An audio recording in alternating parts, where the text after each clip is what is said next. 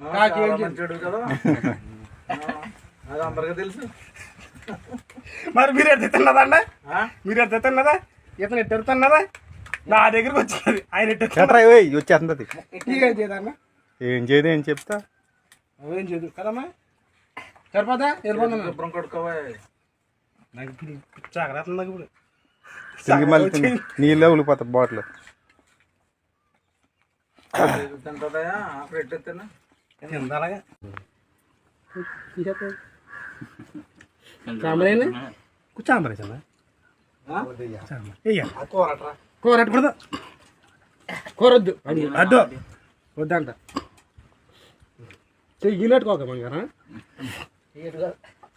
లంపగా పడుతుందా కాదు సాంబారి గిన్నె వచ్చింది కూర బాబా.